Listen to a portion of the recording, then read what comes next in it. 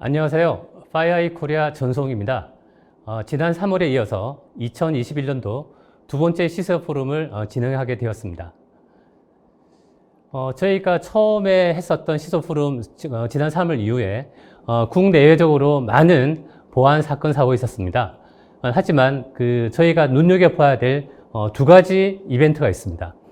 첫 번째는 지난 5월에 있었던 미국 송유관 회사인 컬로니얼 파이프라인에 대한 러시아 그룹으로 추정되는 랜섬웨어 공격이 있었고요. 그 이후에 즉각적인 미 바이든 정부의 사이버 행정명령이 있었습니다. 특히 미 정부의 사이버 행정명령 같은 경우는 미 정부와 민간 기업 간의 정보 공유 그리고 사이버 보안에 대한 가이드라인을 제시해 주었고 미국과 같이 동일한 추적을 대상으로 하는 즉 러시아, 중국, 북한을 저희 국가의 주요 해킹 그룹으로 간주하는 국내에 있어서도 국내 기업뿐만 아니라 국내 정부의 시사한 바도 상당히 큰 의미가 있다고 볼 수가 있겠습니다. 또한 지난주에는 북한 해킹 그룹으로 추적되는 일련의 그룹이 우리나라 원자력 연구소를 해킹한 사건도 있었습니다. 특히 바이든 정부의 행정명령에서 강조되는 내용은 최근 우리가 생각하는 보안의 과제의 내용들을 그대로 다 담고 있기 때문에 그에 대한 좀 더 자세한 학습이 저희 나름대로 필요할 것이라고 저는 판단을 하고 있습니다.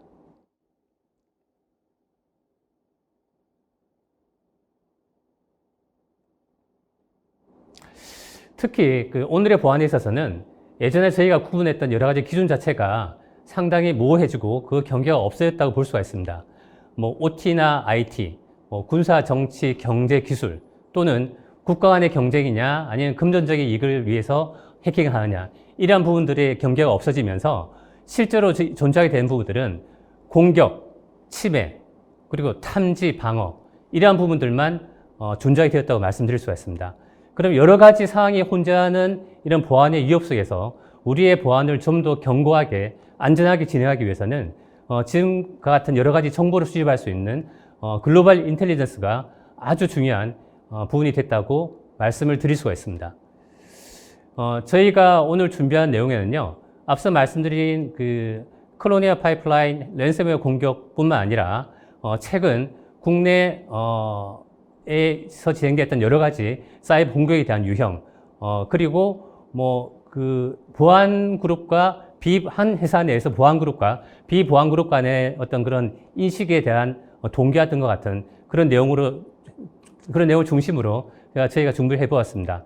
첫 번째 세션은 미 국토안보부의 사이버 보안 엔지니어 부국장이신 알렉스 후보씨께서 미 바이든 행정부의 사이버 보안 행정명령의 전략과 그리고 AI가 사이버 보안에 미치는 영향에 대해서 발표를 해주시겠고요. 두 번째는 파이어아이 코리아의 수석 엔지니어신 오진석 상무께서 최근 한반도 내에서의 사이버 위협 동향에 대한 리뷰를 해주시겠고, 마지막으로 파이어아이 아시아 퍼시픽 CTO신 스티브 레지안께서 기술을 넘어선 사이버 보안이라는 주제로 발표를 해드리도록 하겠습니다. 자, 그러면 첫 번째 순서인 알렉스 후보 씨의 발표를 듣도록 하겠습니다.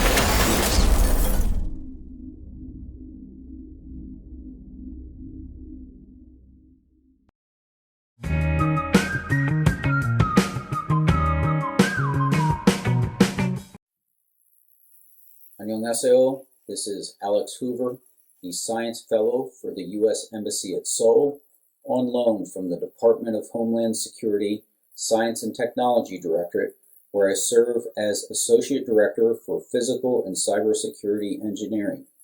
한국계요 스위스서 정말 기쁩니다. I came to the embassy from a job where I identify technical risk for major and minor acquisition programs, R&D efforts, and operations that Homeland Security conducts in support of the public. I work in a number of different technical areas, and I have a special focus on security and cybersecurity. I'm here today to talk about the current U.S. direction in cybersecurity. Fortunately, we have a recently signed executive order from the Biden administration that lays out the way forward for cyber for the U.S. government. Now, this executive order has a few sections, and each section has a number of tasks and jobs to do with deadlines and criteria. I'm not going to talk about all the points, it's a large number of points, but rather the intent and the motivation behind each and every one of those. Not what is it we're going to do, but why are we doing it? And why are we doing it now? And as we go through these steps to fulfill the directive of the executive order, what are we trying to achieve? The key objective that we're trying to achieve is better balance in the way we conduct cybersecurity. Now, when I drive my car, I can drive fast or I can drive safe. And hopefully, it's never, I'm driving fast right now and I'm driving safe some other time. But really, it's a balance between these two criteria. And at different times, we make different risk decisions.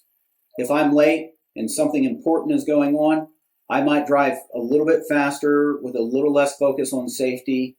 Likewise, if I'm driving in a dangerous condition, snowstorms are common where I grew up, I might have a lot more focus on safety and not worry about speed so much. I'll get there when I get there.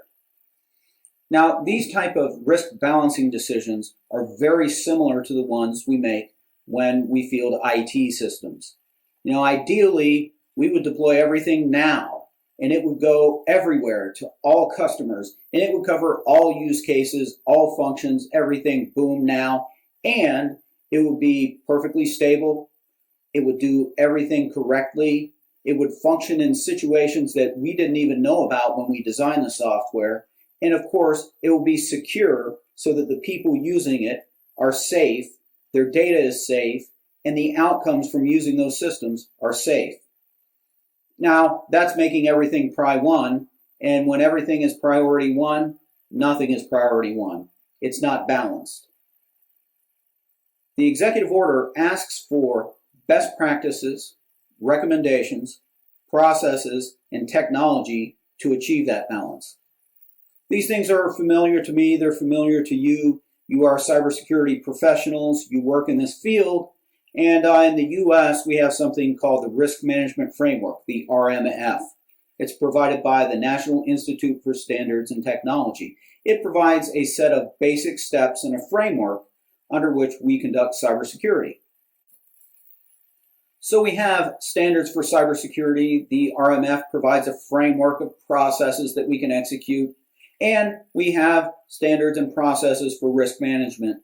We can identify the probability of something happening, and we can identify the risk and do a trade between this one and that one to find a good balancing point. So if we have those, what is the real challenge that's being answered by this executive order? Well, I've been building and programming computers for a little bit over 40 years. You can see the gray hair. I'm pretty familiar with what goes on in these projects. And in the last 20 years, I've had several different jobs where I work in acquisition or research and development. I evaluate technical risk. I work with IT and business processes, machine learning, modeling and simulation, different architectures, and of course, security. With respect to security risk, the driving concern is almost never, well, we have this best practice, but we're not going to do it. We don't need to do it. It's a best practice. We're just not going to do it. Almost never does anybody say that. The concern is one of two things. Usually it's, 5 years ago when somebody planned resources, we didn't get people or money and infrastructure and time and groups of operational testers to look at the different use cases. So even though this is a best practice for security, we're not going to do it because we can't. Following on to that, the other big issue is that, hey, 5 years ago, we planned all those things, but something came up, right? And we had an emergent, immediate crisis we had to address. And when we did that, we took resources away from the longer term objectives. And that created a gap. So even though we have to deal with this, we put ourselves out of balance. This executive order is really about refocusing, doing the hard work, our due diligence, and even when due diligence applies to long-term things that are difficult to see or security things that may be difficult for people to understand. There's another factor that affects these risk decisions, and that's a worldview issue. We think cybersecurity is about technology. Well, it is about technology. It's about security of technical things that we do. But what we think is it's only about technology. Cyber operations absolutely depend on technology. That's where we do our business. But they also depend on the business, on understanding the operations. Cyber operations that we want to secure are in the overlap between technology and operations. So we have these technical processes, the RMF in its 6 steps, but when we look at them from a purely technical standpoint, we're not seeing the whole picture. We're not seeing technology and operations coming together. And if they come together and that's the goal, then why do we have 2 circles on the diagram? Well, these are 2 fundamentally different domains. Technology and operations have different skill sets. They have different experience bases, and most importantly, they have different responsibilities and authorities. The operations people don't tell the technical people, well, here's the kind of server you're going to use, here's how you're going to do load management, here's how to federate the architecture and set up the network. Those are the technical concerns. Likewise, the tech people don't tell the operators, well, here's when you're going to conduct business, here are the people you have to do, here's what your workload and manning should look like, here's how you conduct business, right? It's those 2 things coming together that create that operational chain. And what's the benefit of that? The benefit is the key fundamental information you need for cybersecurity, the ability to distinguish authorized operations from unauthorized operations. So we have these 2 things, authorized and unauthorized operations, and that seems to be pretty simple. We use simple colors for them. We color them blue and red, but each one of these, as you can see in the Venn diagram, has a technical component and an operational component.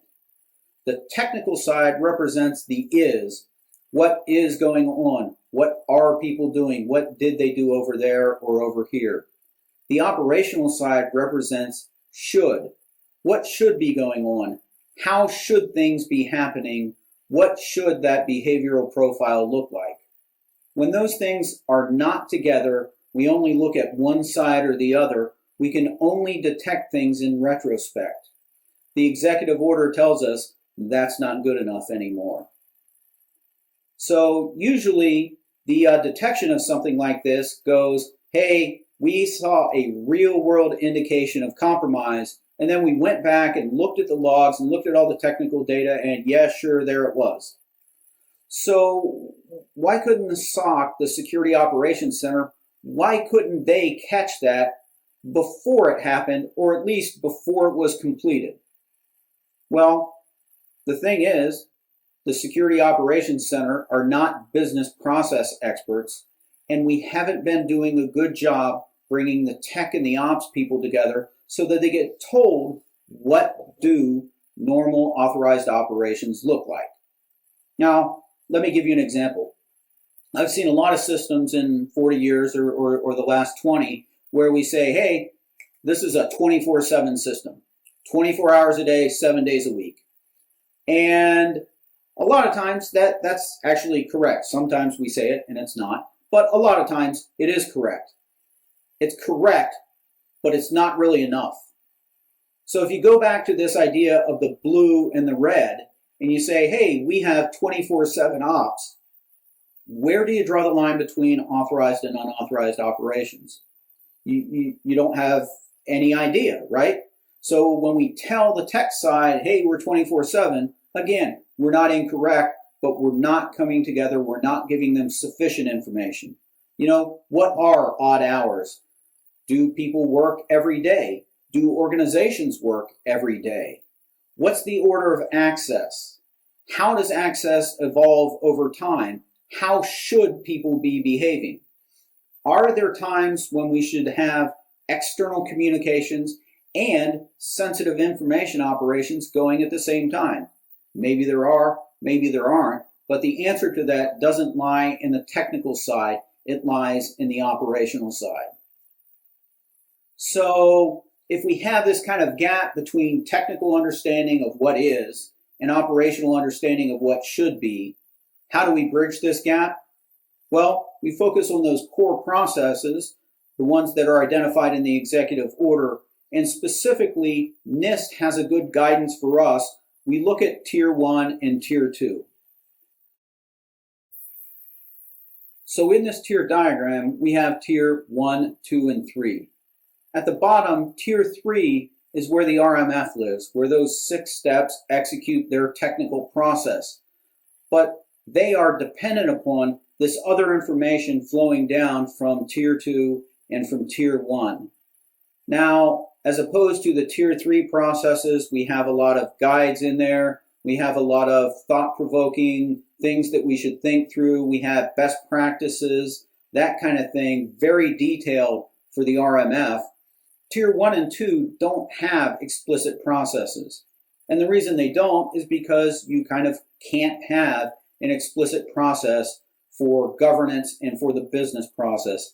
Your organization, where they work, what they do, how they do it, what the expectations are, all those operational things really drive Tier 1 and 2. So you can't have one right process for managing that information. Now, what the NIST guidebook does provide is it does tell you who the people need to be and what the things they need to discuss are. So what we need to do is we need to bring the operational and technical people to discuss these very operational things, these kind of middle of the road meeting operational things, and the very technical things together, and have the relative weight of their different domains carry through. Now, this sounds fairly complex and we don't have explicit processes for it. However, we do have a technique, and I'm going to talk about the tabletop exercise technique for a moment. This is one of my favorite techniques for bringing these two types of domains together. And for security, the TTE definitely needs a technical and an operational view. One time I was conducting a TTE. It was for getting ready for a security test that was going to be conducted on a system. And I had the test manager, and she sent me a list of the people that were going to participate. And it was the CISO and the information security officer and the security officer and the security architect and systems engineer, a bunch of the technical IT people. But there was no operational representation in this. Again, it's that worldview that cybersecurity is about technology. So I went back and said, hey, this is good because I need those people, but I also need the operational people to talk through. And the test manager came back and said, well, what do you mean? Who do I need? I don't understand what you're asking for. So I framed it like this. In order to discuss security, I need to understand the viewpoint of the people who are going to get yelled at when something goes wrong with this and it's in the newspaper. Now, that's a little bit funny and it's a little bit joke, but the reality is the people who are concerned about getting this process done, the people whose day-to-day life is about getting this process and making it happen, those are the people whose perspective you need in order to appropriately look at Tier 1 and Tier 2. So I got those people in, and we had a really good time with this. We were able to discover some things that maybe were miscommunications in the standard requirements process. So again, having this tabletop exercise where you bring people from different perspectives in and you talk through these things. It had a lot of benefit. The TTE for the Tier 2 takes something called the business reference model, your process flow diagram, and it maps it to the data reference model, the application reference model, and the infrastructure reference model. So we look at these three inherently technical things and we talk about how do those things support the business process. And then from security standpoint, we say, hey, what are the critical things that are going on in each one of these steps? What does normal behavior look like? What does abnormal behavior look like? What do we need to protect? What is maybe less important to protect so that we can focus more resources on the things that are more important? And this is an extremely important one. In government especially, we work with a lot of information that's publicly accessible. We probably don't need to spend lots of money, time, and resources protecting publicly accessible information from theft. Now, in these same processes, there is other information that is very sensitive that we do need to protect very strongly. So if we take the resources from publicly accessible information and aren't so much worried about the theft of it, but we still worry about the availability, the integrity, the other aspects, then we have more money over here on this side to put even more theft and exfiltration protection on the very sensitive information. In addition to focusing resources better, this also allows us to focus our attention better. The behavior for using publicly accessible information is probably very different from the behavior for using protected information. Generally, public information has a larger volume of use. It has different patterns. People come in from all different places at all different times. It's very chaotic. When we move to actually executing the business of government and we're working with protected information, it's much more focused. The patterns are more deliberate.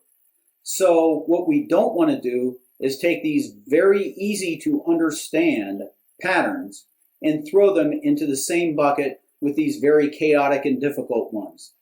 By separating the behaviors, we separate the patterns we must look for in order to identify unauthorized operations. Another thing the TTE allows us to do is to move beyond the volatility of the tech stack. When we take a technology approach first, we're always looking at the detailed elements of the tech stack. Well, a modern application usually has a lot of components. Those components come from different sources. Some of them may even be open source. So the updates and the schedules, the pushes and the changes are not synchronized.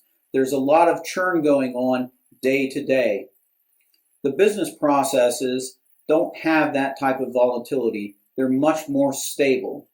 And when we think about the objectives of the business processes, how we govern those, that's even more stable. So by looking at the different tiers, doing Tier 1, Tier 2, and Tier 3 as a progressive way to establish context for the RMF, we're able to work from the most stable parts to the less and then to the least.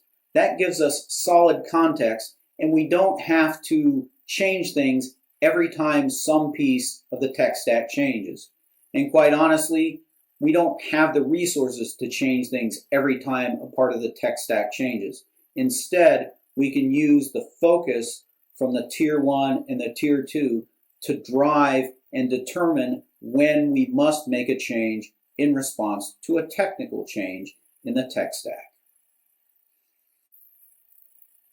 What this tiered approach to security risk management brings us is better understanding of how to design in security, how to monitor for unauthorized behaviors, and how to respond to incidents. We can evaluate system behavior against a hierarchy of concerns and determine scope based on importance instead of only technical issues. That ability leads to the orchestration of the controls and other security tools that you, the CISOs, bring to the SOC. With better context and criteria, we can better manage change and automate security operations. Automation is key because the scope of your responsibilities is extremely large. To automate, you need to analyze big data. AI and ML are great tools, but AI and ML don't just require big data, they require organized data. The tiered approach gives us a way to sort that and reduce the scope so we're looking at like with like and reduce the noise of unlike things when we're assessing a security incident. It also enables us to have quicker isolation and restore operations, and we can make them much more focused based on the operational focus we bring to the technical infrastructure. A closer alignment between the data, application, and information reference models to the purpose makes more efficient isolation and faster restoration. I hope this has given you food for thought. Our cybersecurity standards are definitely not checklists. They're not driven for compliance, but really a framework to stimulate critical thought about the important issues. If you have any questions about this or anything else you think is related, please shoot me an email at hoovera@state.gov or alex.hoover@hq.dhs.gov. Thank you for your attention. 안녕하세요.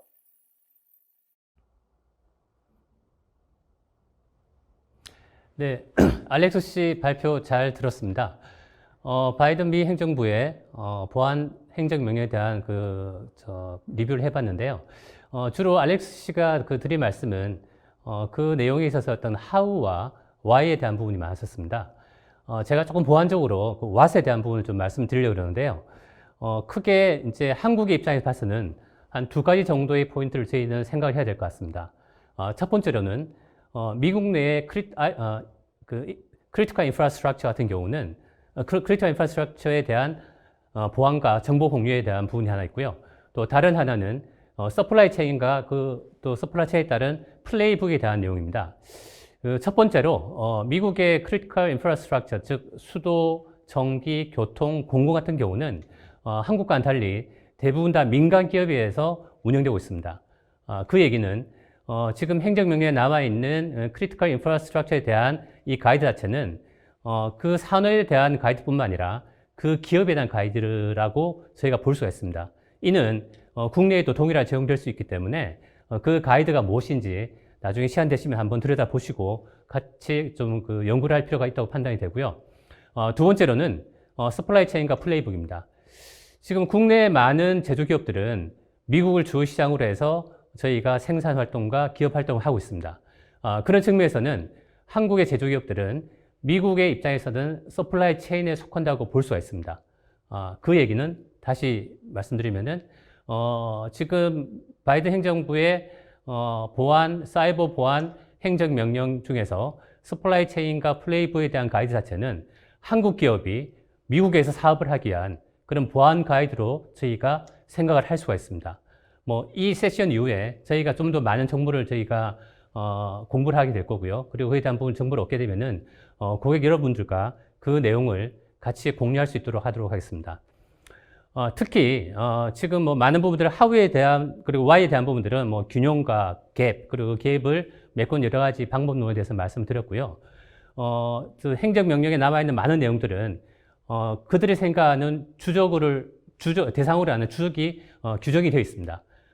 초대에 말씀드린 바와 같이 러시아, 중국뿐만 아니라 이제는 북한도 글로벌 해킹 그룹으로 인정을 하고 그리고 그들의 역량이 충분히 러시아와 중국과 같이 겨루어도 그 수준이 떨어지지 않는 정도로 레벨에 올라와 있기 때문에 실제로 미국이 본인의 국토 안보와 경제를 위해서라도 러시아, 중국, 북한과 같은 그런 해킹 그룹의 해킹 능력과 기술, 정보에 대응하기 위한 그런 투자를 하고 그리고 그에 대응하기 위한 여러 가지 정부와 민간과 민간 간의 어떤 그런 협력 조직에 대해서, 협력 체계에 대해서 더욱더 많은 중요성을 얘기를 하고 있습니다.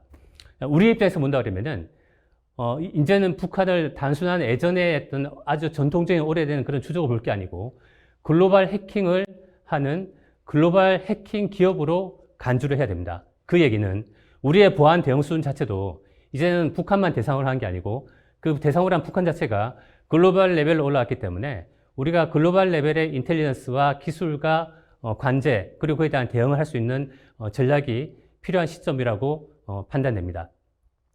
자, 다음 순서로는 파이어아이 코리아의 오진서 상무의 지난 분기 아시아와 한국에 있었던 보안 위협에 대한 트렌드를 들으시겠습니다.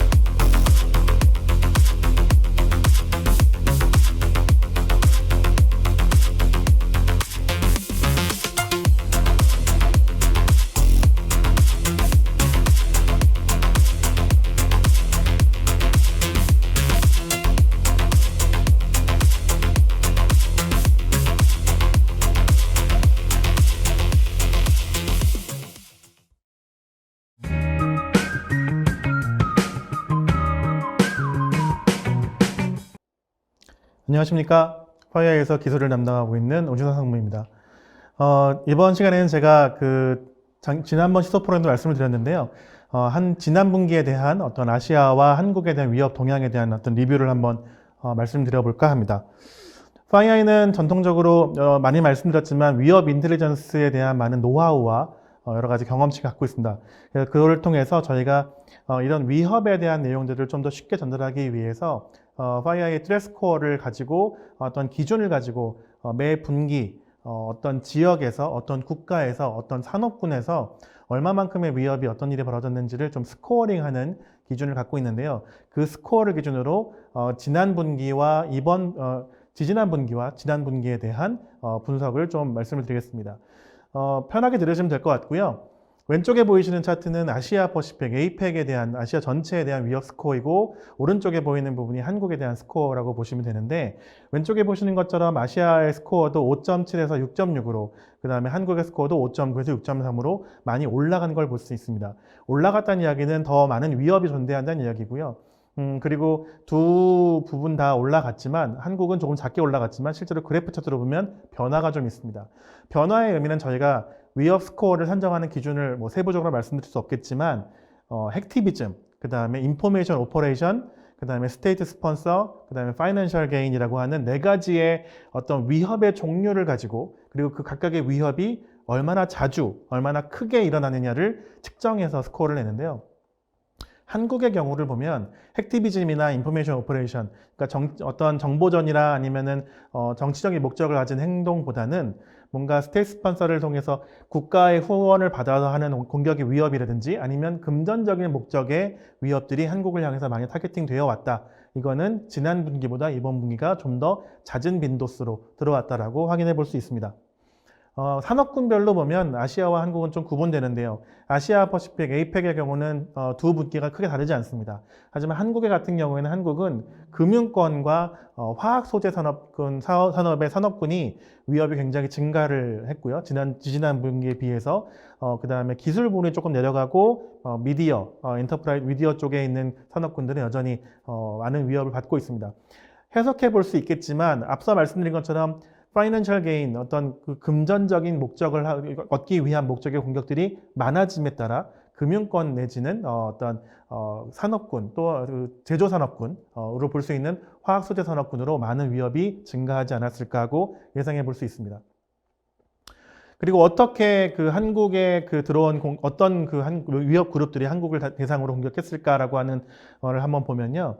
여러 가지 그룹이 있는데 그 위에 상위부터 보면 Fin11, UNC 2500, 그 다음에 템프 메타스트라이크, APT41, UNC 2420 이렇게 여러 가지 그룹이 있는데요.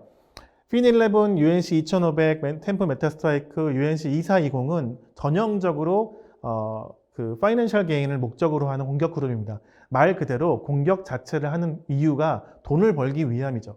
그런 공격들이 한국을 많이 타겟팅하고 있는 것은 아마도 많이 접해서 아시겠지만 한국을 향해서 많은 미디어에서 보셨겠지만 그 랜섬웨어를 통한 공격의 효과를 굉장히 많이 받고 생각보다 알려진 것보다 더 많은 사실 그 돈을 지불하는 경험들을 많이 하신 것으로 알고 있습니다. 그래서 그런 부분들 때문에 실제적으로 공격자들이 더 집중을 하게 되는 것 같고요.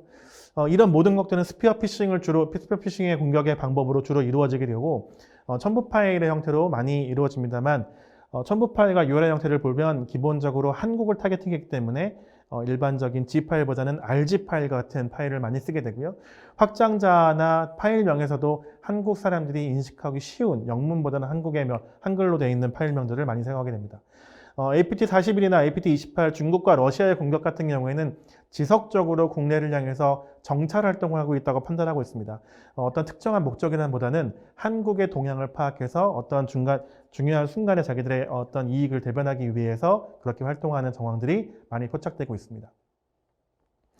그리고 그 공격들이 주로 썼던 악성 코드가 어떤 파일을, 어떤 공격 도구를 많이 사용했냐를 통계를 쭉 뽑아보니까 지난 분기 같은 경우에는 이제 폰북, 로키봇, 그 다음에 에이전 테슬라가 많이 주로 탐지가 됐습니다.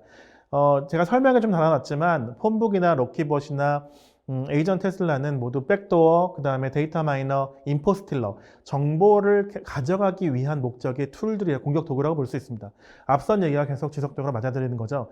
정보를 많이 가져가는 걸 통해서 정보 획득을 통한 어떤 금전적인 이득을 가져가는 행동들, 이게 이어지는 어떤 행동 절차이기 때문에 그런 목적의 악성 코드들이 굉장히 많이 발생을 했고요. 그리고 그 툴들을 보면은 사실상 APT33 그룹, APT36 그룹들이 주로 많이 썼던 그룹입니다. 이 33, 36은 이란과 파키스탄의 공격 그룹인데요. 실제로 이 33과 36 그룹은 중동 국가이기 때문에 미국을 타겟으로 그런 이제 악성 코드를 많이 만들어내고 활동을 많이 합니다만 그런 툴들이 국내에도 많이 들어온다는 얘기는 여러 가지로 시사를 하는 점이 있는데 가장 큰 것은 그 툴들이 잘 활용되고 잘 만들어졌기 때문에 재활용하는 측면에서의 공격이 제일 많이 있을 것 같고요. 또 하나는 미국과 정치적으로 맞닿아 있고 굉장히 긴밀한 관계에 있는 한국에 대한 동일한 선상에서 공격의 대상으로 이제 하는 부분이 하나 있을 것 같습니다. 그리고 다수의 그 핀 그룹에서 쓰고 있는 툴들도 많이 발견이 되었기 때문에 계속적으로 말씀드리지만 국내에 지금 지난 분기까지의 활동 그리고 이번 분기의 최근 활동까지도 사실 금전적인 목적, 금전적인 갈취를 위한 여러 가지 재반 어떤 공격 활동들이 많이 탐지가 되고 있습니다. 2021년 1분기에 사실 좀 특징적으로 하나의 어떤 여러 가지 많은 일들이 있었지만 그 중에 하나 꼽을 수 있는 건 마크업 랜섬웨어에 대한 특징입니다. 기사화되거나 많이 나오지는 않았지만 저희가 내부적으로 확인했던 건 마크업 랜섬웨어는 사실 러시아에 기반을 두고 있는 공격 그룹들이 많이 쓰는 랜섬웨어인데 요즘 많이 핫해진 이제 RAAS라고 하는 랜섬웨어 애저 서비스 형태의 랜섬웨어 공격을 대표적으로 하고 있는 랜섬웨어 공격 그룹입니다. 이 그룹은 뭐 설명에 써 있겠지만 러시아의 연방 국가들은 에서는 이 코드가 실행되지 않도록 코드를 심어놓을 정도로 다른 굉장히 배타적인 그런 공격 도구의 특징을 갖고 있는데요. 이 마크업 랜섬웨어가 굉장히 한국에는 드물게 보이다가 물론 예전에도 있었습니다만 큰 활동을 보이지 않다가 2020년 12월부터 해서 1월, 2월까지 해서 1차, 2차, 3차의 그 공격을 퍼부었습니다. 공격이 대상이 됐던 그 그룹사를 보면, 그 기업들을 보면 9개 산업군의 16개 고객사가 첫 번째였고요. 그 다음엔 11개 산업군의 29개 고객사. 그 다음 세 번째는 14개 산업군의 31개 고객사로 계속 증가를 하다가 사실 그 흐름을 끊겼습니다. 저희가 이렇게 특징을 발견한 이유는 모든 어떤 랜섬웨어 활동이 다 저희 장비에서 걸러졌기 때문에 이런 통계를 뽑아낼 수 있었고, 공격자 입장에서는 그게 잘 성공하지 못했기 때문에 흐름이 끊어졌을 거라고 예상도 해봅니다. 하지만 이러한 활동들을 통해서 그들이 확인할 수 있는 건 유효한 정보, 어떤 이메일 계정이라든지 유효했던 어떤 정보들이 분명히 있을 겁니다. 이렇기 때문에 또 다른 공격이 들어올 가능성이 굉장히 높다고 판단하고 있습니다. 그리고 이제 두 번째 그 어떤 뭐 시사할 수 있는 부분은 가장 최근에 2021년 6월 6일부터 이번 달에 있었던 일입니다. 6월 6일부터 11일 사이에 5일 동안에 45개 국내 고객사를 대상으로 60여 건, 60여 번의 공격이 수행됐던 이벤트였는데요. 이 공격은 제가 써놓기도 했지만 APT-37에 의한 공격이었습니다. APT-37은 우리가 잘 알고 있는 북한으로 특정되어지는 공격 그룹이고, 이름은 뭐 저희는 APT-37이라고 부르지만 라자루스라고 부르기도 하고 리퍼라고 부르기도 합니다. 이 공격 그룹들의 활동들이 여러 가지 많은 특징을 갖고 있는데 APT-37은 특징적으로 여기 역시 금전적인 목적을 취득하는 공격 활동을 많이 하고 있습니다. 기본적으로 이 모든 내용들을 확인해 봤을 때 6월 6일과 11일 사이에 보내진 어떤 공격 도구의 파일명은 보시는 것처럼 6월 6일과 11일 사이에 있는 6월 7일, 6월 9일, 6월 7일의 어떤 데이타임이 다 찍혀 있는 파일명입니다. 언제 내가 보낼지, 언제 내가 어떤 누구에게 보낼지를 정확히 타겟팅한 공격이라고 생각해 볼 수 있고요. 이러한 공격들이 스피어 피싱 형태로 공격이 수행이 되었습니다. 이 모든 메일들은 아까 말씀드린 것처럼 저희 FireEye EX 장비, 이메일 보안 장비에서 다 탐지가 되고 차단이 되었습니다. 근데 이 이메일 공격 APT-37의 활동이 두 가지 의미를 갖고 있는데요. 첫 번째는 그 대상 공격 45개 고객사의 산업군입니다. 제일 많았던 산업군은 매니팩처링 제조군의 산업군이었습니다. 제조군의 성격이 제일 많았고 그 다음에 그 금융권이 제일 많았습니다. 사실상 국내에서 금융권의 활동들이 많이 탐지가 되기 어렵습니다. 금융권들은 여러 가지 그 통제 방안이 많기 때문에 외부에서도 많이 그런 것들을 공격을 하지 않는 특성을 좀 보이고 있는데요. 이번 같은 경우에는 여러 가지 의미가 있겠지만 파이낸셜 섹터에 대해서 북한이 뭔가 정찰활동조로 이런 공격을 했다고 볼 수도 있을 것 같고요. 제조산업군이야말로 지금 사실 북한을 비롯한 글로벌 위협 공격자들이 많은 대상을 하고 있는 공격 그룹 중에 하나여서 그걸 그대로 반영했던 어떤 사례라고 볼 수 있고요. 또 하나 재미있는 좀 의미가 있는 부분은 저희가 말씀드린 것처럼 이메일 공격은 모두 다 저희 FireEye EX 장비에서 다 탐지가 되었습니다. 차단이 되었습니다. 그렇기 때문에 관련된 네트워크 이벤트는 발생하지 않아야 되는 게 맞는데 조사를 해보니까 7개 고객사에서는 네트워크 콜백이 발생을 했어요. 공격자의 통신의 시도가 있었다고 말씀드릴 수 있는데 이런 시도가 일어나는 게 좀 의아해서 확인을 좀 해봤더니 실제로 공격자가 메일을 보낼 때 기업 메일로 공격을 한 것도 맞지만 그 기업의 대상자의 개인 메일로도 동시에 공격 메일을 보냈습니다. 개인 메일은 상대적으로 보안성이 취약하기 때문에 이 메일을 열람할 수 있었고 감염 여부와 상관없이 공식 공격자에게 통신을 하는 콜백 채널이 발생했습니다. 이처럼 한국을 대상으로 하는 공격, 특히나 북한의 공격은 굉장히 많이 정밀화되어 있습니다. 여러 가지 많은 의미를 가지고 있기 때문에 이러한 부분들에 계속 지속적인 어떤 관찰과 트래킹이 좀 필요한 상황입니다. FireEye는 이러한 일들을 위해서 위협 인터넷 서비스를 지속적으로 제공하고 있고 새로운 내용이 나올 때마다 FireEye 채널, 여러 가지 채널이라든지 이런 웨비나를 통해서 새로운 소식을 전달드리고 있습니다. 위협 인텔리전스는 거듭 말씀드리지만 보안의 운영에 있어서 가장 기본적이고 비즈니스의 운영에 있어서도 굉장히 기본적으로 알아야 되는 내용입니다. 기술적인 내용을 넘어선 위협 인텔리전스 서비스를 가장 잘할 수 있는 FireEye와 이런 내용들을 공유하시면 좋을 것 같습니다. 짧은 시간이지만 제가 준비한 내용 여기까지로 마치도록 하겠습니다. 감사합니다. As a security analyst, I'm a detective, looking at all the evidence to piece together a story of an attack. But we have to sift through endless clues and many false positives. An attacker can make an initial intrusion, such as using a PDF download with embedded malware. When the user downloads, the malware executes and can spread across the entire network to other systems where the data is exfiltrated as the malware phones home to its command center. We can often miss this as we are bogged down with endless alerts and SOC tools that only complete part of the picture because they require constant tuning and security engineering. But now there is a better way.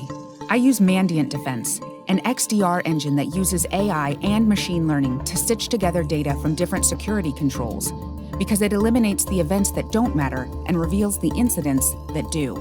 With Mandiant Defense, I have a modern, cloud-based analytics engine that can scale to the world's largest IT environments, processing streams of evidence in real time, revealing this malware attack storyboarded within the MITRE ATT&CK framework and integrating seamlessly into my SIM, SOAR, and case management workflows. Which means I spend less time investigating false positives and more time doing the real detective work. Mandiant Defense. Investigation at machine speed. 네, 오진석 상무 발표 잘 들으셨는지요? 제가 여기서 한 두 가지 정도만 제가 첨언을 드리도록 하겠습니다. 그 첫 번째는 지금 보시 이런 자료는 국내 어떤 보안 기업도 이제 이런 정보를 통계를 낼 수 없고요. 또한 그 정부 이상의 어떤 조직도 이러한 국내의 어떤 그런 보안 트렌드, 위협 트렌드에 대한 부분들은 이러한 다양한 각도에서 다양한 정보로 제공해 드릴 수 없습니다. 오직 파이어아이만 고객 여러분들과 이런 정보를 공유하게 되고요. 저희가 아주 오랜 시간 동안 이 매 분기 이런 국내의 어떤 위협 트렌드를 분석하는 과정이 있어가지고 항상 느끼는 거지만 어떠한 특별한 그런 특징 같은 게 있습니다. 그게 뭐냐니까 늘 같은 시기에 늘 똑같은 그런 해킹 그룹이 똑같은 패턴과 똑같은 타겟으로 공개하는 게 아니고 그 시기와 맞물려 있는 여러 가지 타임존에서 정치적이나 아니면 금전적이나 아니면 사회적인 이슈를 가지고 그 공격의 주체와 대상이 끊임없이 다이내믹하게 변한다는 사실입니다.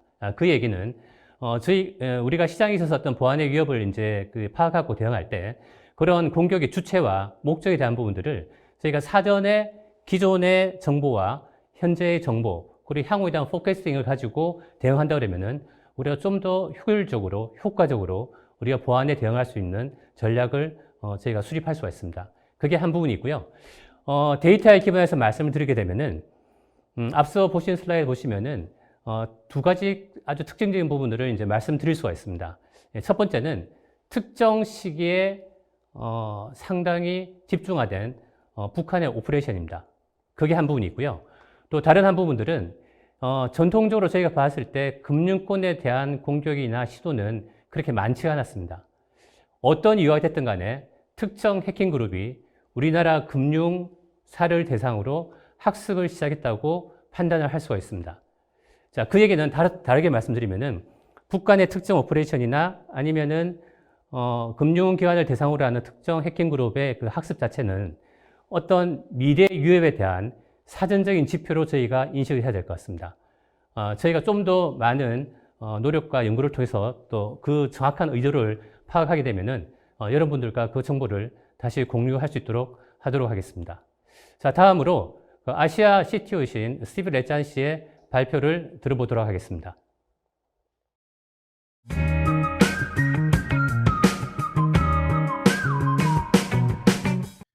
All right, hello, everyone, and thanks for joining. My name is Steve Letzian. I'm the Chief Technology Officer for FireEye here in Asia Pacific, and I'd like to talk to you about some of the cybersecurity considerations beyond technology like cybersecurity controls such as firewall and antivirus.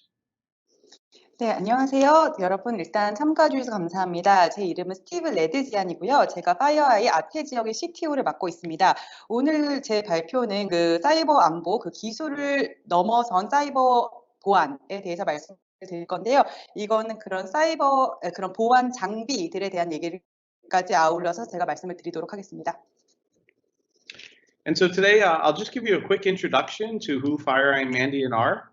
Talk about where I think a lot of organizations in Korea are at with technology investments, introduce some automation and threat intelligence technologies, and we'll tie it all up together at the end in a way that can be easily consumed by organizations like yours. 네, 일단 제가 처음에는 간단하게 그 파이어아이랑 맨디안트라는 조직에 대해서 소개를 해드리고요. 그리고 현재 그 한국의 여러 그런 조직, 여러 기업들이 그 기술 투자 면에 있어서 어떤 상황에 있는지 말씀을 드리고, 그 다음에 그런 자동화 기술과 그 CTI, 그 사이버 위협 인텔리전스에 대해서 잠시 말씀을 드린 후에 마지막으로 이 모든 것을 다 요약 정리를 해서 어떻게 하면 여러분과 같은 조직들이 이런 거를 쉽게 소비할 수 있는지에 대해서 말씀을 드리겠습니다. Now let's start with FireEye and Mandiant. In case you haven't heard of us, we're a cybersecurity firm with over 9,000 customers globally. We operate in over 100 countries, and we have more than 50% of the Forbes Global 2000. 네, 저희를 모르는 분들을 위해서 저희 파이어아이 맨디언트를 소개해 드리자면 저희는 이제 글로벌 보안 기업으로 전 세계 9,000여 개의 이제 고객사를 가지고 있고요. 103개국에서 활동을 하고 있습니다. 그리고 포브스 글로벌 2,000 기업 중에 50% 이상이 저희의 이제 고객이십니다. We help our customers are across all different industries and verticals, government included. And sometimes we're called the emergency room of cybersecurity because we not only help to prevent cyber attacks, but when the worst does happen and an organization is the victim of a cyber attack, we come in to help them understand what happened and what to do about it. 네, 그래서 저희는 그 정보를 포함한 모든 산업군의 이제 고객을 가지고 있고요. 저희가 종종 저희를 이제 사이버 보안계의 응급실이라고 부르는 사람들이 있는데 그 이유는 저희는 여러분이 이런 사이버 사고를 예방하는 것을 도와줄 뿐만 아니라 실제로 정말 최악의 상황이 벌어졌을 때, 그러니까 이런 기업들과 조직들이 피해자가 됐을 때 그 피해 조직에 가서 이제 어떤 일이 벌어졌는지 그리고 어떻게 해야 되는지에 대해서 이해를 도와드리는 역할을 하고 있기 때문입니다. We also have quite an extensive cyber threat intelligence collection, analysis, and research organization that spans the globe and includes hundreds of researchers and analysts operating out of multiple countries. 네, 저희가 그리고 이런 사이버적인 인텔리전스 수집, 분석, 리서치 면에서도 굉장히 그런 글로벌한 조직을 가지고 있는데요. 저희가 100명 이상의 이런 사이버 인텔리전스 리서처와 애널리스트를 보유하고 있는 조직입니다. Let me just talk a little bit about Mandiant, which is the division of FireEye that provides these services, expertise, and threat intelligence. 네, 그래서 제가 파이어아이 중에 특히 이제 맨디언트 부문에 대해서 좀 설명을 해드리겠습니다. 맨디언트가 바로 이런 제가 방금 말씀드린 서비스라든지 그런 전문성 그리고 그런 인텔리전스를 저희가 제공해드리는 그런 부분입니다. And let me start from a defensive point of view. So Mandiant last year responded to over 1,000 victims of cyber attacks. And those victims include attacks that were related to cyber espionage between nation states, government and APT style attacks, cyber physical attacks, such as industrial control systems and operational technology, as well as cybercrime and ransomware style attacks. 네, 그래서 저희가 이런 디펜스 차원에서 먼저 말씀을 드리자면은 작년에 맨디언트는 1,000건 이상의 그런 침해 공격에 대응을 했는데요. 이 1,000건 이상의 공격에는 그 국가 간의 그런 첩보 활동도 포함이 되어 있었고, 이런지 정부라든지 그런 APT 스타일의 공격, 그리고 사이버 피지컬이라고 하면은 그런 산업 제어 시스템 같은 거를 포함한 그런 사이버 피지컬, 그리고 OT, 그리고 이거는 그리고 사이버 범죄까지 다 아우르는 그런 범죄들이었습니다. And because we help so many organizations in so many incident responses, we know a lot about the threat actors and how they operate.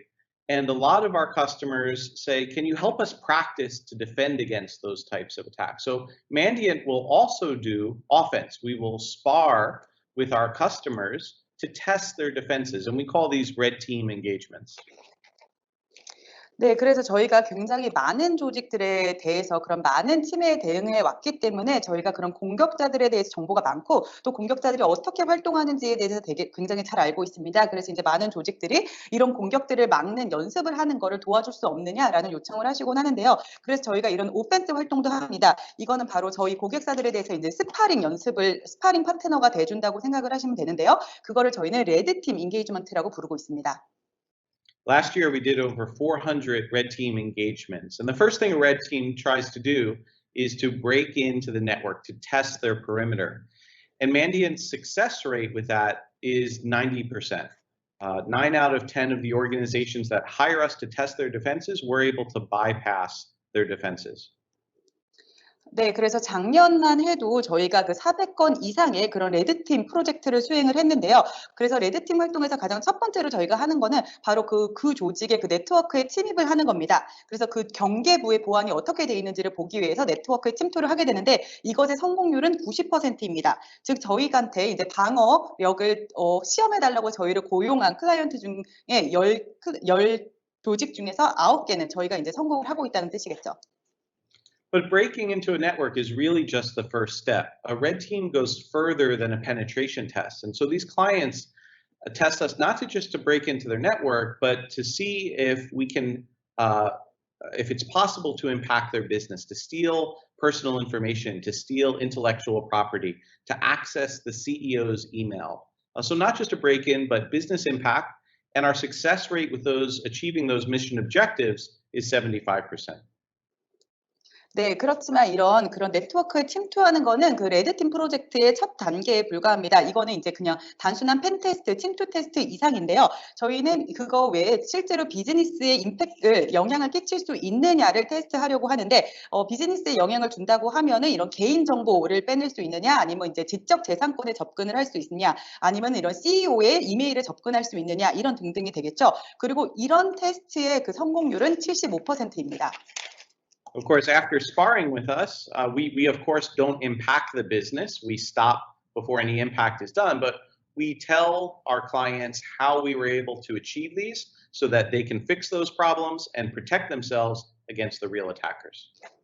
그래서 이렇게 저희와의 스파링이 끝나고 나면 물론 저희는 실제로 그런 비즈니스에 임팩트를 주지는 않습니다. 실제로 임팩트가 가기 전에 저희는 그 활동을 멈추고요. 대신 이 활동이 끝난 다음에는 저희가 어떻게 이런 활동들이 가능했는지, 그래서 어떻게 그런 보안의 그런 시스템을 고쳐야 하는지를 말씀을 드려서 여러분 조직을 보호하시도록 도와드리고 있는 겁니다. And all of this intelligence about the attackers we respond to, about the weaknesses we see in victims, all of this goes into what we call the Mandiant Intelligence Grid. And this grid helps us to empower the organizations that we work with to better protect themselves along the lines of prevention. 네, 그래서 저희가 말하는 이런 공격자들에 대한 인텔리전스와 그런 피해 조직들의 그런 취약점에 대한 정보는 모두 저희가 맨디언트 인텔 그리드라고 부르는 곳에 다 통합이 되게 됩니다. 그래서 이 맨디언트 인텔 그리드가 여러분의 SOC에게 이제 SOC에 힘을 주어서 여러분의 조직을 더 잘 보호할 수 있도록 해드리는 거죠. Okay, so that's enough background on FireEye and Mandiant. Let's talk about some of the challenges I think that organizations in Korea are having today. 네, 그래서 저희가 이제 파이어아이랑 맨디언트 소개는 이쯤 하고요. 이제 한국의 기업들이 최근에 겪고 있을 것 같은 그런 상황, 어려움에 대해서 말씀을 드리겠습니다. Lots of organizations address the cybersecurity challenge by buying security controls. And over the years, defense in depth has grown and grown. And today, a single organization may have invested in dozens of security controls to try and protect themselves against cyber attacks.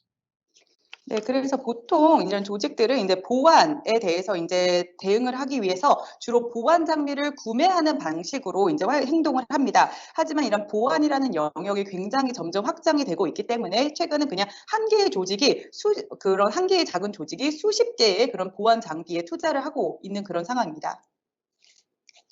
The challenge is that so many layers of security controls produce events and alerts that need to be processed. And a technology like a SIM or a SOAR can process those, the initial stages of those, but ultimately it comes down to human analysts who have to look at the output of those tools. And with so many tools, those human analysts are finding themselves overwhelmed. 네, 그래서 이렇게 지금 보안 장비가 이런 보안 장비의 레이어가 굉장히 많기 때문에 이런 보안 장비들은 그 얼러트 경보와 이벤트를 생성해내고 그럼 이런 경보와 이벤트를 처리를 해야겠죠. 물론 심이나 소어 같은 그런 프로그램들이 이런 경보나 이벤트를 초기 스테이지 처리까지는 해줍니다. 하지만 그것의 그 심이나 소어의 아웃풋은 그 결과물은 결국 사람 애널리스트가 그 결과물을 분석을 해야 되는 것이고 이런 처리해야 할 경보와 이벤트가 너무 많기 때문에 이런 사람 애널리스트들은 굉장히 과로에 시달리게 되죠. And the reality is that no matter how many security controls you have, technology alone will not save you. There's a lot of times organizations think, well, cyber attacks are a technology problem, so there should be a technology fix. What they're underestimating is that behind those attacks is human creativity. And technology can't counter human creativity. We need human analysts to be part of the defense as well. 네, 그래서 이제 많은 하지만 그리고 제가 이제 불편한 진실을 말씀드리면 아무리 보안 장비가 많다고 하더라도 기술만으로는 이제 여러분을 이제 기술만으로는 여러분을 구제할 수가 없습니다. 사람들이 이런 사이버 공격은 기술 문제니까 기술적인 해결책이 있을 것이다라고 생각을 많이 하는데요. 근데 여기서 간과하는 거는 그 사이버 공격 뒤에는 인간의 창의성이 있다는 거죠. 그래서 기술이 인간의 창의성까지 대응을 할 수는 없습니다. 그래서 이것에 대응을 하기 위해서는 이제 방어, 디펜스 면에서도 사람이 개입돼야 하는 것입니다. So the situation most organizations are in today is they've spent a lot of money on multiple layers of security controls. And as a result of that, they've seen an exponential growth in the volume of alerts. They try and hire more people to process those alerts, but talent is limited, and reviewing these alerts all day long, every day is monotonous and challenging. The end result is a security operations center program, which is not particularly effective, but is very expensive.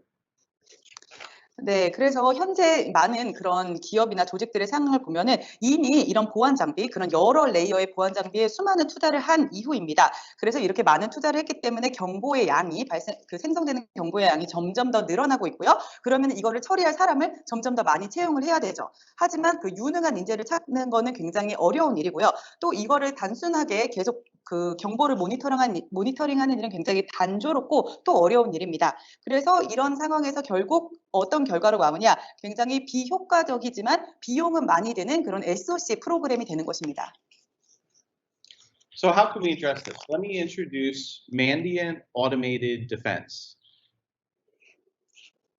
그렇다면 이런 건 어떻게 해결을 해야 될까요? 그걸 위해서 제가 오늘 맨디언트 그 오토메이티드 디펜스 방어 자동화라고 제가 부르는 그거를 소개해 드리겠습니다. So you see the vertical line in the center of the screen here. To the left-hand side of the line are the technology-delivered components of a security operations center, and to the right-hand side of the line are the human-delivered components of a security operations center. 네, 그래서 제가 이 장표에서 가운데 이런 빨간 선을 그어놨는데요. 그 선을 중심으로 좌측을 보시면 이거는 SOC에서 그 기술, 테크놀로지가 그 전담을 해야 되는 부분들이고, 그 오른쪽으로 보시면은 이거는 인간이 해결을 해야 되는 그런 요소들입니다. And the way most organizations work today is they have security controls like firewall and antivirus. They aggregate those together into a SIM. They may, after the SIM, enrich some of the alerts that come out of the SIM using something like a SOAR. But after the SOAR, it's up to an L1 analyst, a human analyst, as they cross that line to triage that alert, see if it's something important, and pass it to L2, L3, and L4.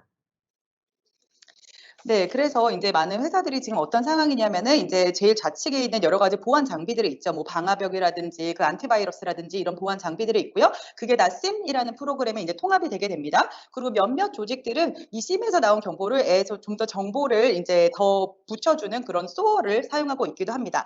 하지만 이 SOAR를 사용한다고 해도 그 다음 단에는 그 L1 애널리스트가 그 경보를 보고 이것을 이제 트리아지해서 이게 중요한가 중요하지 않는가를 판단해서 L2로 넘기고 이제 L3, L4로 진행되는 그런 과정을 거치게 됩니다. What Mandiant Automated Defense does is it shifts that line to the right, and it allows the L1 function to be automated. So that Mandiant Automated Defense is looking at every alert, every event at machine speed, and it's using the Mandiant Intelligence Grid and what Mandiant knows about how attackers operate to do that L1 initial triaging. 네, 그래서 이제 맨디언트 그 오토메이티드 디펜스가 뭘 해드리냐면은 바로 이 빨간 선을 한 단계 오른쪽으로 옮겨드리는 그런 역할을 합니다. 즉 L1 분석가가 해야 되는 그 기능을 자동화해 주는 거죠. 그래서 이제 이 오토메이티드 디펜스는 발생된 모든 경보와 이벤트를 기계 속도로 처리를 하는데 이때 저희가 아까 말씀드린 맨디언트 인텔 그리드를 사용해서 저희가 그런 알고 있는 그 공격자에 대한 모든 정보에 비추어서 이게 뭐 넘어가야 되는지 중요한지 안 중요한지 그 L1 애널리스트의 역할을 대신해 드리는 겁니다. And this is good for everyone. It means that the people who used to do the L1 work, the very repetitive, tiring work, those people can now work on more interesting things like L2, L3, and L4 problems. It means that the company has less challenges with retention and turnover because people aren't doing the same thing every day, all day long. 네, 그래서 이거는 이제 모두에게 좋은 일이 되겠는데요. 왜냐하면은 그 반복적이고 지치는 그 일을 담당하던 L1 분석가들은 이제 더 흥미로운 일을 할 수 있게 되었습니다. 그게 L2든 L3든 L4이든 좀 더 이제 흥미 있는 일을 하게 되었고요. 그건 이제 회사 측면에서는 이제 인재를 보유하는 면에서 더 쉬워지겠죠. 왜냐하면은 이제 매일매일 반복적인 일을 하지 않아도 되기 때문에 그런 이직률을 낮추고 이런 유능한 인재를 보유하는 데 도움이 될 수가 있습니다. So we think of Mandiant Automated Defense as getting a Mandiant expert in a box. It looks at multiple things. It looks at the events and alerts that come out of your security controls, but it also looks at things like your IT environment, the accounts that you have, your cloud environment. It incorporates threat intelligence, and it uses a level of integrated reasoning to combine these things in a way that a SOAR is not capable of automating. 네, 그래서 저는 그 맨디안트 오토메이티드 디펜스를 제가 여기 제목에 써놓은 것처럼 이제 맨디안트 전문가, 그 박스에 들어있는 맨디안트 전문가를 얻는 거라고 표현을 하고 있는데요. 이 맨디안트 오토메이티드 디펜스는 굉장히 다양한 것을 봅니다. 발생하는 모든 이벤트와 경보도 보지만 여러분의 그런 IT 환경, 여러분의 어카운트라든지 그런 클라우드 환경이라든지 그런 거를 고려를 하고요. 여기에 저희가 갖고 있는 threat, 위협 인텔리전스까지 이제 살펴보고 거기에 이제 합리적인 추론 과정을, 그런 통합적인 추론 과정을 거치게 되는 건데 이거는 SOAR는 하지 못하는 그런 기능입니다. And it's going to give substantial benefits. It's going to allow you to triage 100% of the alerts that your SOC sees. It's going to give you a massive reduction in false positives. And best of all, it doesn't require that you provide that integrated reasoning. It won't require you to write the rules the way you have to do with SOAR. All of the reasoning and rules are provided out of the box. 네, 그래서 이거를 사용하면 여러 가지 베네핏을 얻으실 수가 있는데요. 일단 그 SOC에게 오는 그런 모든 경보와 이벤트를 100% 트리아지를 할 수가 있게 됩니다. 그래서 그 오탐률이 굉장히 많이 떨어지게 되죠. 그리고 여러분이 직접 이 통합적인 추론 과정을 거치실 필요가 없습니다. 그러니까 여러분이 이거를 트리아지 하기 위해서 그런 다 룰을 생성하고 그런 번거로운 일을 하실 필요가 없는데 이거 역시 이제 SOAR가 제공하지 못하는 그런 기능이죠. And so we have some specific numbers to share with you. Last year, across all of the Mandiant Automated Defense customers, Mandiant Automated Defense processed over 1 trillion events. And from that 1 trillion, it found about 1.1 billion worthy to be further of investigation. And it ended up escalating less than 10,000 incidents across all of our customers. What does that mean for individual customers? It means things like shorter dwell times. You can see in the top row with the US Air Force, a dwell time of 12 minutes. 네, 그래서 제가 이번에는 수치를 좀 보여드리겠습니다. 이거는 작년에 저희 글로벌적으로 저희 그 오토메이티드 디펜스를 쓰고 있는 모든 고객들의 그런 평균 수치를 말씀드린 건데요. 이거는 이제 개별 고객이 아니라 모든 고객의 그런 수치입니다. 그래서 2020년 동안 저희는 모든 고객에 대해서 그 약 1조 건의 이벤트를 처리를 했습니다. 그래서 그게 그중 그 1조 건 중 약 11억 건만 이제 추가적인 조사가 필요할 가치가 있다라고 판단을 내렸고요. 그리고 실제로 에스컬레이션이 된 이벤트는 1만 개 미만입니다. 근데 이게 전체 고객에서 1만 개 미만이니까 이제 이거는 개별 고객에게는 어떤 의미가 있는지 보면은 그런 공격의 체류 시간이 굉장히 듀얼 타임이 줄어들게 됩니다. 제가 US 에어포스의 예를 들었는데 여기 보시면은 체류 시간이 약 12분 미만이라고 나와 있습니다. The other key benefit is that it's going to greatly reduce the workload. So you can see for the bottom 3 rows, the bottom 3 customers, customers are getting anywhere from 1 to maybe 20 incidents escalated per week. That's a great reduction in what their teams have to process. 그리고 또 얻을 수 있는 아주 중요한 베네핏 중 하나가 업무량이 워크로드가 굉장히 줄어든다는 건데요. 그 US 에어포스 밑에 그 3가지 사례를 보시면은요. 여기서 보시면 그런 한 주당 에스컬레이션 되는 경보가 약 1건에서 20건 정도입니다. 이거는 굉장히 업무량이 줄어들었다는 것을 보여주는 거죠. So that is Mandiant Automated Defense. It uses machine learning and data science. It's simple. It's deployed as a cloud-native solution, and it's open. It works with security controls from all different vendors, not just FireEye. 네. 그래서 제가 이제 맨디언트 오토메이티드 디펜스를 소개를 드렸는데요. 이거는 머신러닝과 데이터 사이언스를 사용하는 그런 기술이고요. 그리고 또 이제 클라우드 기반으로 작동을 하고요. 이 플랫폼은 오픈돼 있습니다. 그래서 이제 파이어아이 장비에만 그 구동이 되는 게 아니라 어떤 벤더의 그런 장비에도 상관없이 다 사용하실 수 있는 그런 서비스입니다. Okay, so let's move on to the next topic, which is cyber threat intelligence, and looking at how can we drive efficiency through threat intelligence. 네, 그러면 저희가 이제는 사이버 위협 인텔리전스, 저희가 CTI라고 부르는 거에 대해서 말씀을 드릴 텐데요. 이건 이 CTI를 통해서 어떻게 하면 더 효율성을 높일 수 있을까에 대한 얘기가 되겠습니다. Now, when many CISOs hear the word intelligence, they think of things like IOCs or MD5s or hashes or URLs that they might want to filter.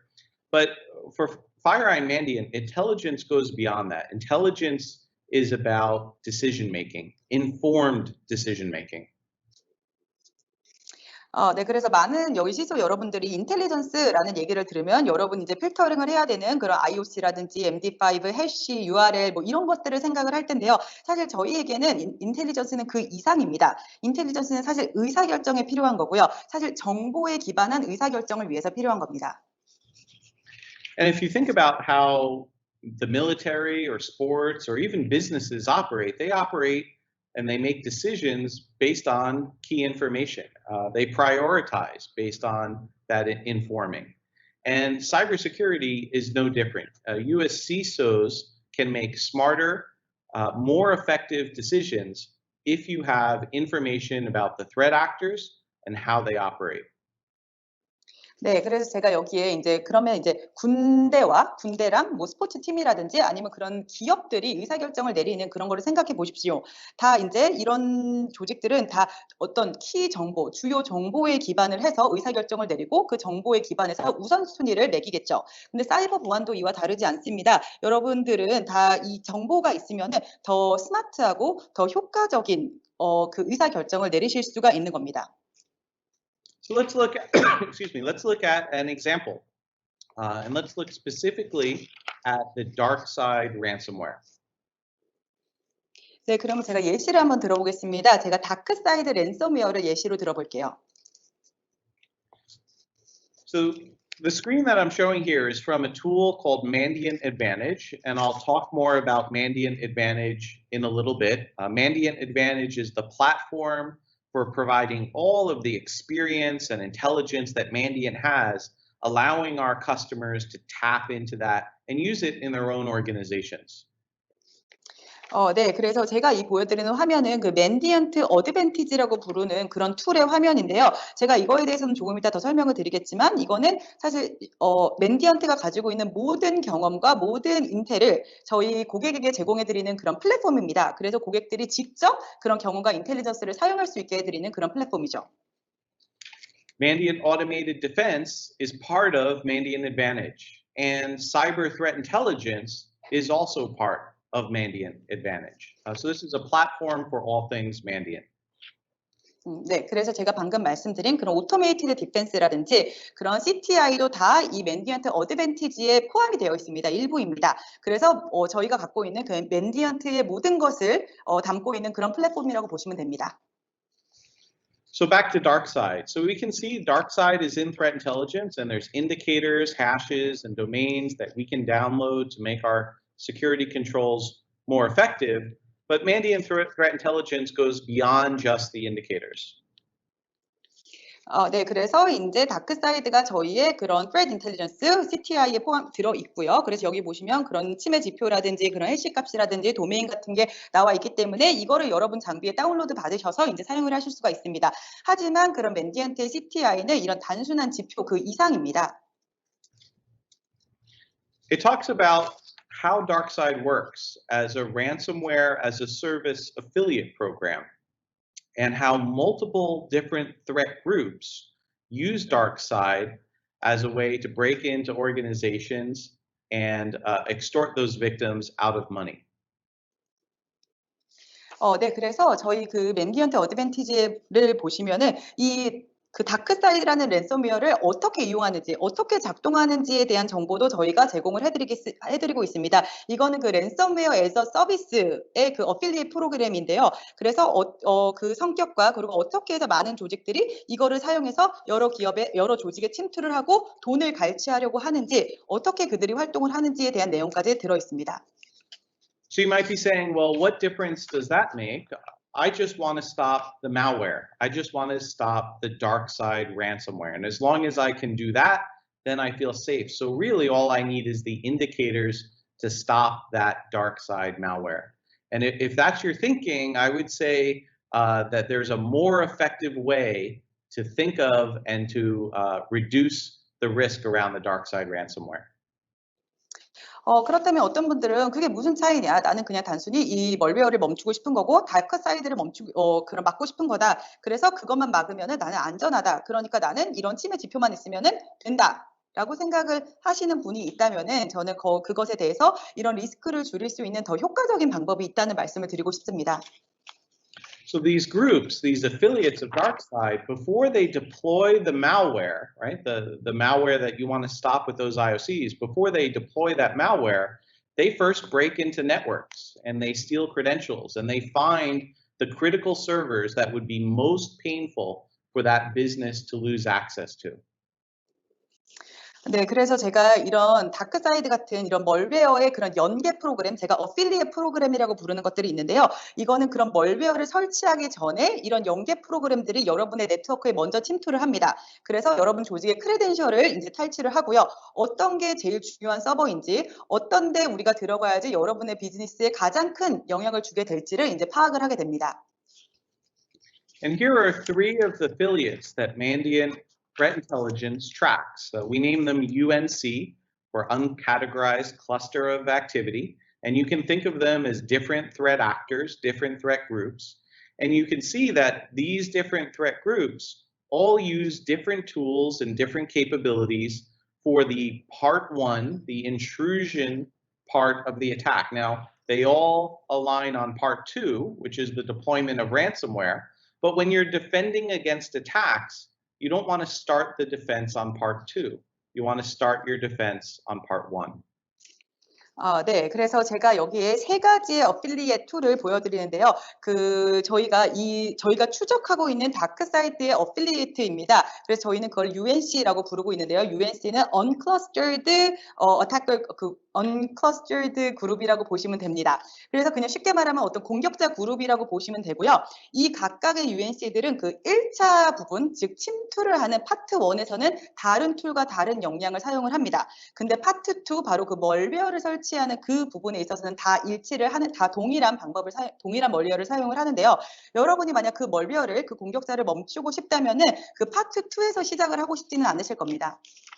What I'm trying to say is the best way to stop DarkSide ransomware is not with indicators for DarkSide. It is stopping the intrusions that happen before the ransomware deployment, and Mandiant Advantage gives you the threat intelligence to be able to do that.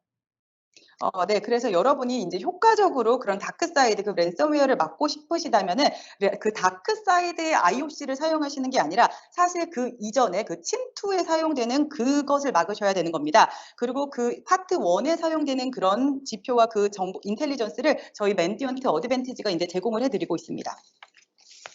And here's an example of this. Another part of Mandiant Advantage is something called Mandiant Security Validation.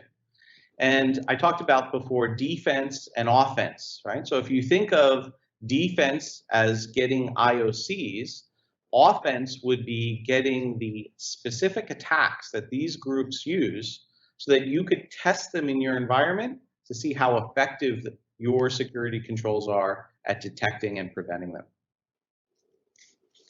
네, 그래서 이제 또 제가 또 하나를 말씀드릴 건데요. 이제 맨디언트 서비스 중에는 Security Validation, 그 보안 검증 프로그램이라는 것도 있습니다. 제가 그 전에 이제 디펜스랑 오펜스를 말씀을 드렸는데요. 디펜스라고 하면은 바로 그런 침해 지표들, IOC들을 하는 거겠죠. 그리고 오펜스는 이런 구체적인 공격 기법을 가지고 와서 여러분의 환경에서 직접 테스트를 해서 여러분들의 보안 시스템이 그 공격을 얼마나 효과적으로 예방하고 그 방어하고 탐지하느냐를 그 테스트해 보는 겁니다.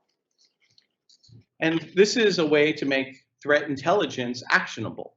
FireEye and Mandiant were releasing these attacks on DarkSide to our customers to test safely in their environment before DarkSide became a headline news story in early May. 그래서 저희가 이런 그런 위협에 대한 인텔리전스를 제공을 해드려서 여러분을 그거를 액셔너블, 저희는 이제 적용 가능하게 이제 만들어 드린다고 얘기를 하고 있는데, 저희가 이 다크사이드 공격에 대한 정보를 저희 고객들에게 제공을 해드려서 그 공격을 받기 전에 안전하게 그 공격을 막을 수 있는지를 테스트해보고, 그 실제로 이제 2021년 5월에 이제 다크사이드가 여러 언론에 헤드라인을 장식하기 전에 저희는 그 테스트를 해볼 수 있도록 정보를 제공해드리고 있었습니다. So what this does is it allows you to take cyber threat intelligence, make it actionable by using that intelligence to perform a quality assurance function, a validation function on your security controls.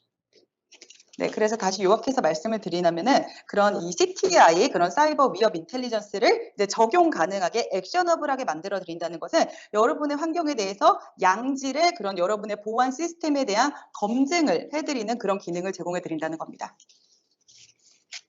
I also want to talk about tabletop exercises, and this is, I would say, a service that you can use to understand not just the technical responses, but the business responses that you need to have in place if you are hit by a cyber attack. 네, 제가 그 다음에 말씀드릴 거는요, 이제 테이블탑 엑서사이즈라는 건데요. 이건 이제 여러분에게 이제 어떤 보안 사고가 났을 때 그거를 기술적으로 대응하는 것 말고 비즈니스 차원에서 대응할 수 있는 그런 준비를 하는 그런 내용입니다. We know that cyber attacks impact the business, not just IT. When meaningful headline attacks happen, it is the CEO who's addressing the public, not the IT director. And you want the business to be practiced to be able to make good decisions in a time of crisis, and you could practice that safely through a tabletop exercise. 네. 그래서 이런 사이버 공격이 이제 발생을 하면은 단순히 IT에만 영향을 미치는 게 아니라 사실 비즈니스에 영향을 미칩니다. 이런 언론에 크게 보도되는 그런 사이버 공격 사례를 보면은 그 언론에 얘기를 하고 있는 건 IT 책임자가 아니라 그 기업의 CEO입니다. 그래서 이런 비즈니스, 그런 경영진들이 이런 위기 상황에 좋은 현명한 의사결정을 할 수 있도록 연습을 하는 게 바로 이 테이블탑 엑서사이즈라고 하겠습니다. The tabletop exercises offer a lot of benefits. First, you're going to get that experience through practice. It's going to also help identify gaps. But maybe the most important thing for a tabletop exercise is for the CIO to give the CIO or the CISO a way to make their business management understand just how serious and important this problem is. 네, 그래서 이 테이블탑 엑서사이즈를 하면 여러 가지 그런 베네핏이 있을 텐데요. 일단 제일 첫 번째로는 연습을 통해서 이제 경험을 얻는다는 걸 거고요. 그리고 그 과정에서 어떤 게 부족하는지 그 갭을 파악할 수가 있고요. 하지만 가장 중요한 거는 이제 CISO 여러분이 경영진에게 이 사이버 보안이 얼마나 중요하고 심각한 문제인지 이해시키는 거를 도와준다는 것입니다.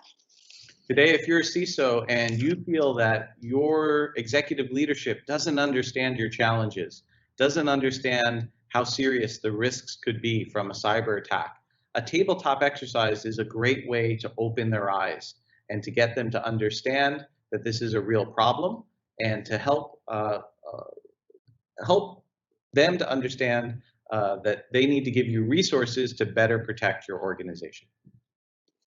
네, 그래서 오늘 이제 참석하시고 계신 이제 CISO 여러분들께서 이제 다른 C레벨 그런 경영진에게 지금 이 사이버 보안면에서 어떤 어려움이 있는지, 지금 그 리스크가 얼마나 심각한지 그 이해시키는데 이제 그 다른 경영진들이 잘 이해를 하지 못하고 계시다면은 이 서비스를 이용하면은 그들의 이해를 돕고 또 그래서 이쪽 측면에서 자원을 더 써야겠구나 이런 이해를 하도록 돕는데 그 도움이 될 것입니다.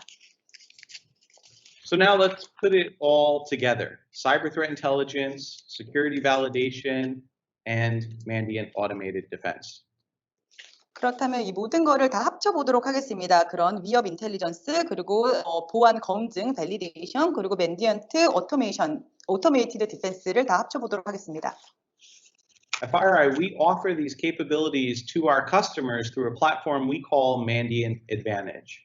The elements are modules. You don't need to subscribe to all of the modules. You could subscribe to one or multiple modules, but this is a way to tap in to Mandiant's experience and what Mandiant knows about threat actors to reinforce and strengthen the teams you already have in your own organizations.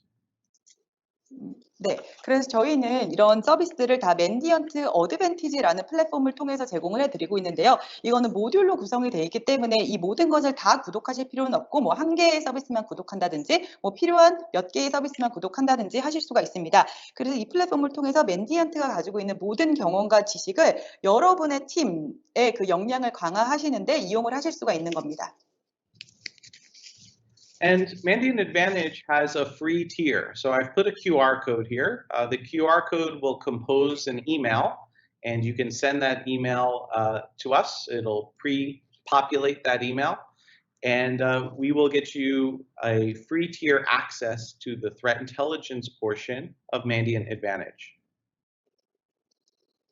네, 그리고 이 맨디언트 어드밴티지는 그 프리 티어, 그 무료로 사용하실 수 있는 그런 등급도 있습니다. 제가 여기에 QR코드를 이제 넣어놨는데요. 이 QR코드를 찍으시면은 이제 이메일로 연결이 되고 그 이메일을 저희에게 보내주시면 저희가 여러분께서 이용하실 수 있는 그런 프리 티어, 이제 맨디언트 어드밴티지 프리 티어에 접근하실 수 있는 그런 방법을 보내드리도록 하겠습니다.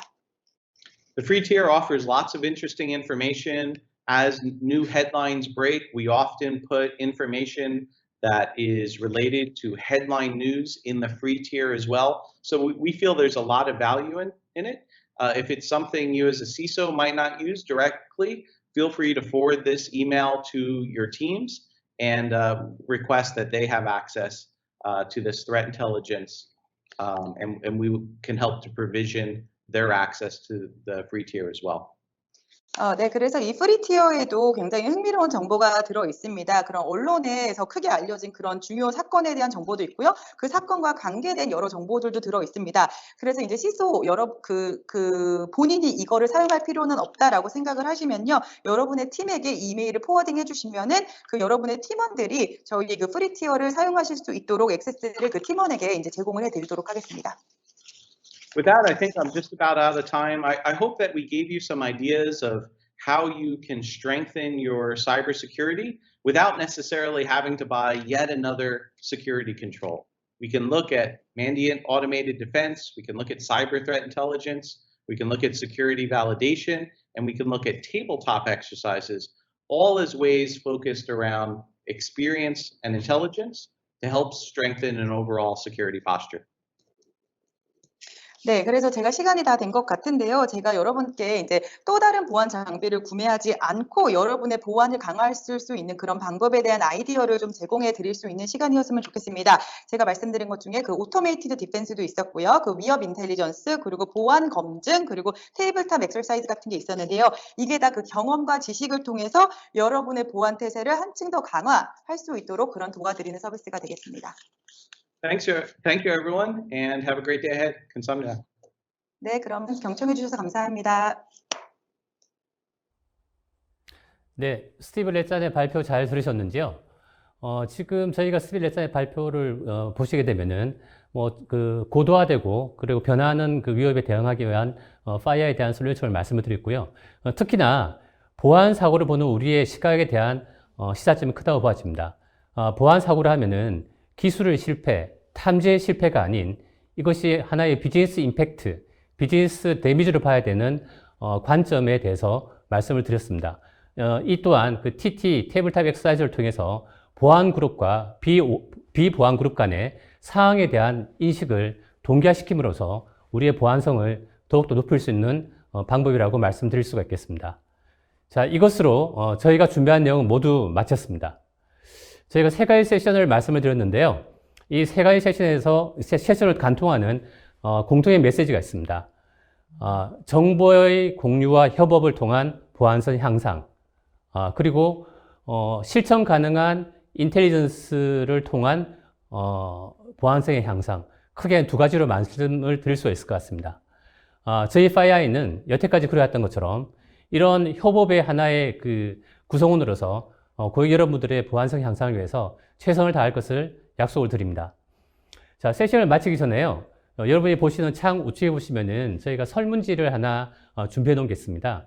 지난번에도 그랬던 것처럼 설문에 대한 내용을 좀 기입을 해주시면은 다음 시소 포럼에는 좀 더 그 실질적이고 그리고 좀 더 유익한 내용을 저희가 다 잘 준비할 수 있으니까 설문지에 대한 답심 꼭 부탁드리겠습니다.